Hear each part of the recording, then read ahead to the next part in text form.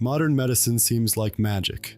However, over 2,000 years ago, there was a single cure for every ailment, a remedy so powerful that it was sought after from the Roman Empire to the Tang dynasty. Today, we will investigate Mithridate, from its origins and rise to its evolution and demise. The story of Mithridatum begins with Mithridates VI, who was born in 135 BC. According to the legends, he was a descendant of Alexander the Great and was stricken by lightning as a baby.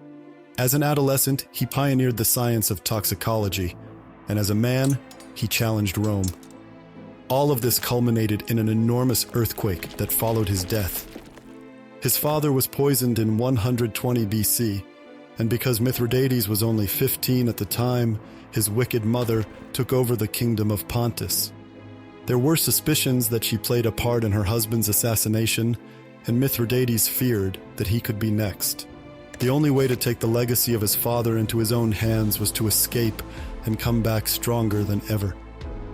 Mithridates lived in the wilderness for 5 years, going through a pseudo-shamanic apprenticeship. During it, he started experimenting with poisons and ingested small doses to build up immunity that could save him from his father's fate. Upon returning to the kingdom, he was welcomed by his people, who saluted him as the sole ruler of the land. It allowed Mithridates to imprison and later execute his mother and brother, cementing his place on the throne. Even before his father's death, Mithridates was drawn to poisons. The surrounding areas of Pontus were blessed with an abundance of toxic plants, animals, and minerals. As a boy, he was taught by Persian and Greek biologists to recognize and handle these toxins.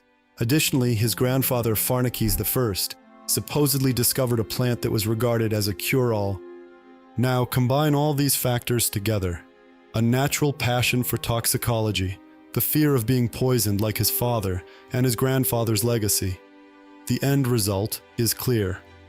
Mithridates is going to spend his life trying to create a universal antidote that can negate every lethal poison.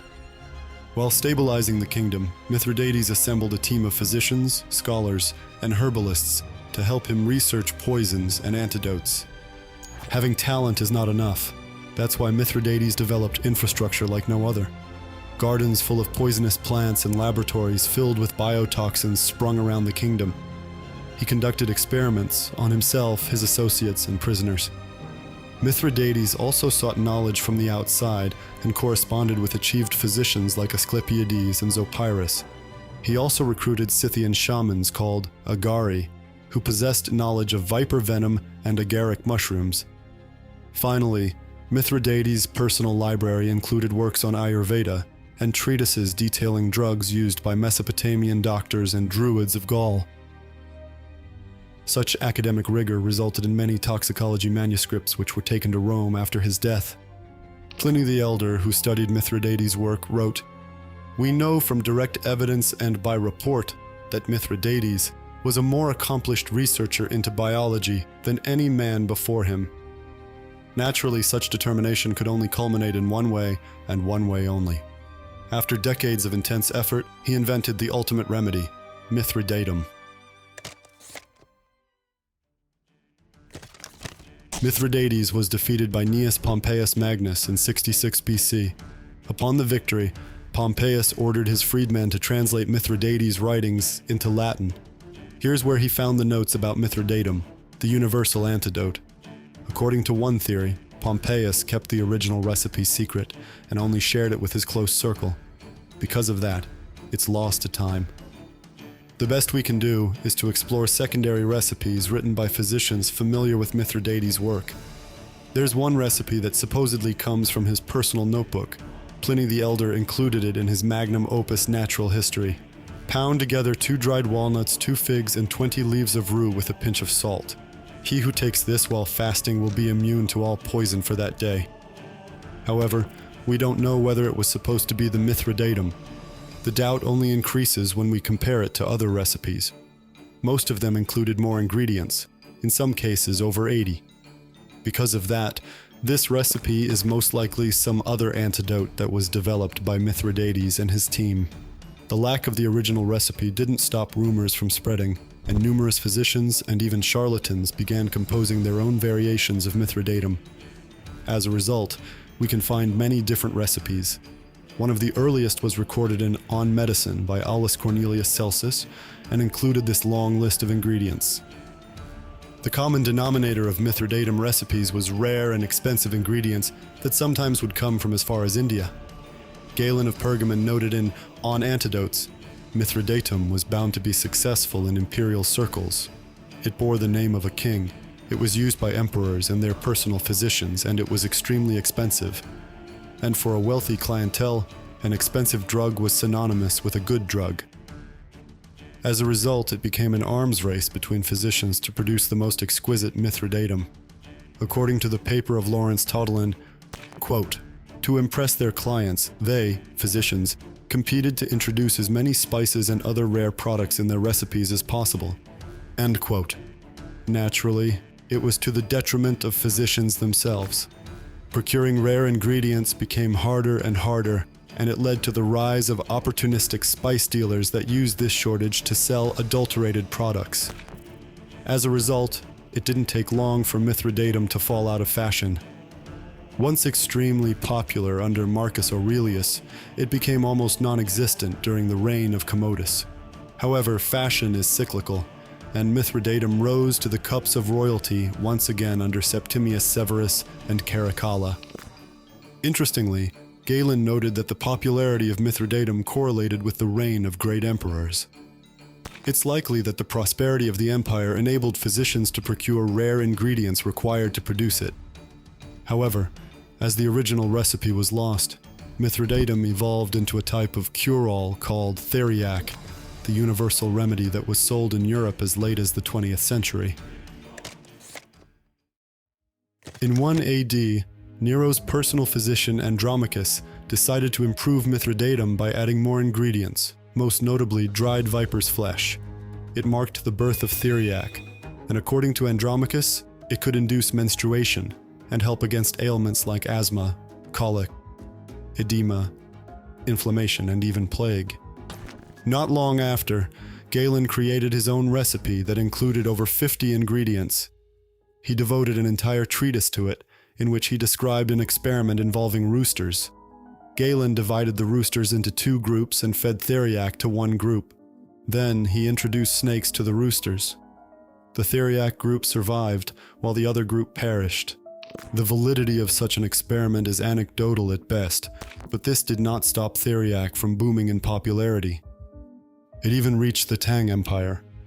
In the 7th century government-approved pharmacopoeia, it is documented that Theriac treats the 100 illnesses, sudden diseases that would otherwise be fatal. Foreigners occasionally bring it here, and it is extremely valuable. Experiments have shown it to be effective. Theriac was also extremely popular in the Middle East. In 1025, a Persian physician Avicenna mentioned it in his monumental work, The Canon of Medicine, and advised it for increasing sexual desire, maintaining kidney and bladder function, and stimulating the appetite. Another Persian physician, Al-Jurjani, mentioned Theriac in his 10-volume medical encyclopedia, Thesaurus of the Shah of Khwarezm. According to it, Theriac could treat epilepsy, vertigo, toothache, and relieve all kinds of pain. We can find at least 10 different Theriacs in medieval records from the Middle East, each prescribed for different conditions. Soon enough, Theriac also exploded in popularity in Europe. It was first mentioned in the Lorsch Pharmacopoeia in the 8th century, but gained traction in the 11th century when the first translated works on Theriac reached Europe and made their way into Schola Medica Salernitana, the first medical school in Europe. Theriac is mentioned in the finest work of this school, the Small Antidotarium, which is often called the Bible of medieval practical pharmacy. Theriac is good for the most serious afflictions of the human body. As we can see, Theriac maintained its grand status up until the High Middle Ages, but its popularity only skyrocketed from that point on. In the 12th century, the Venetian Republic was one of the wealthiest in the entire world. Known for its entrepreneurial mindset, it comes as no surprise that Venice began producing its own Theriac. Its production was sponsored by the state, and eventually it got the name of Venetian treacle. It was regarded as the highest quality Theriac and was exported to most of Europe. Places like Cairo, Genoa, London, Madrid, Paris, and Rome followed suit and produced their own local varieties. Theriac was usually prepared in public and sold during festivals in open-air markets. There are even records of cheaper Theriacs tailored to the impoverished. One of them was popular in medieval France and was called poor man's Theriac, being made out of just 4 plants. In one German pharmacopoeia of the 16th century, we can find Theriaca communis, which was 3 times cheaper than the premium Theriaca andromache. Eventually, Theriac even reached the New World. In 1549, Jesuits arrived in Brazil and set up apothecaries that sold Triaga brasilica, which was adapted to use local ingredients. Theriac was as popular as ever before. However, it truly left a mark on Europe's medical doctrine after the Black Death in the 14th century. Theriac was the most popular and praised treatment against it, and the medical faculty of Paris recommended that a little Theriac should be taken with meals. However, its effectiveness against the plague is questionable. Christiane Nockels-Fabbri from Yale University argues that Theriac, like alcohol, opium, or various other herbal remedies, only brought relief, not cure. Theriac and other opiates only alleviated nausea or diarrhea, soothed cough and sore throat, and calmed anxiety. It means that at the very least, Theriac was helpful and gave comfort to the ill. As a result, Theriac's popularity didn't diminish with the plague. On the contrary, its use continued well into the 19th century. As Theriac became the longest prescribed medicine in history, being used for 2,000 years, why can't we find it in pharmacies today? Eventually, the number of Theriac varieties started garnering suspicion in academic circles. Everyone knew that no one had the original recipe of Mithridatum, but even using the oldest ones was problematic. They rarely mention exact proportions, and translating ingredients from ancient languages is prone to error. Finally, how can one be sure that the ingredient names haven't changed throughout the centuries?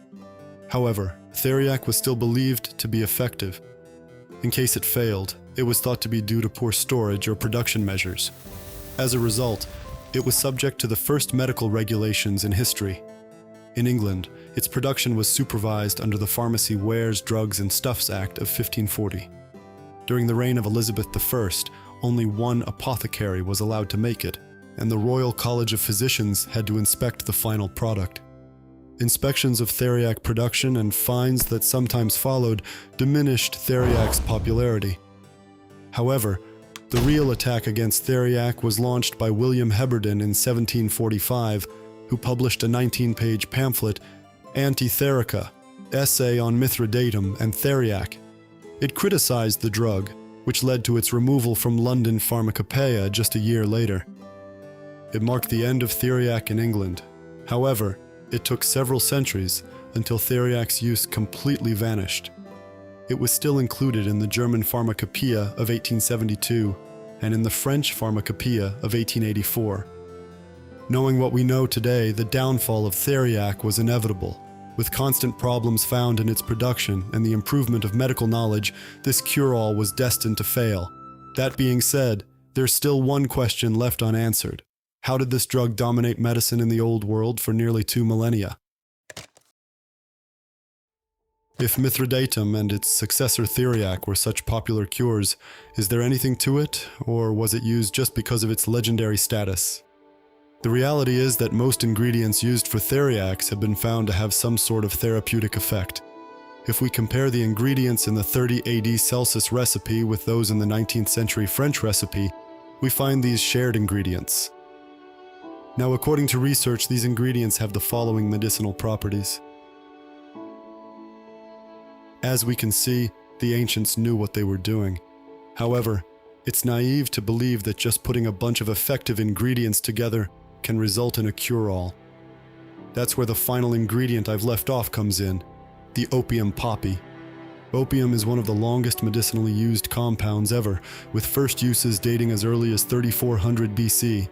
Besides its potent pain-killing properties, it also induces euphoria. Recreational use of opium dates back to the Middle Ages, and the opioid epidemic is running rampant to this day. Knowing this, it becomes clear that this is the ingredient that made Mithridatum and Theriac so popular. As sad as it is, Mithridates VI didn't create the universal antidote. Later physicians didn't create the ultimate cure-all in Theriac. Even if other ingredients had some therapeutic properties, these legendary concoctions were just another way to consume opium. Instead of fortifying their health, rulers from Marcus Aurelius to Queen Elizabeth I were likely just getting high off this supposed cure-all. There's much more left to say about Mithridates VI, his ultimate creation Mithridatum, and various Theriacs. However, I want to end this story with a poem by Alfred Edward Houseman that was inspired by historical records of Mithridates' life. There was a king reigned in the east. There, when kings will sit to feast, they get their fill before they think with poisoned meat and poisoned drink. He gathered all that springs to birth from the many venomed earth. First a little, thence to more. He sampled all her killing store, and easy, smiling, seasoned sound sate the king when healths went round. They put arsenic in his meat, and stared aghast to watch him eat. They poured strychnine in his cup, and shook to see him drink it up. They shook, they stared as white's their shirt. Them it was their poison hurt. I tell the tale that I heard told.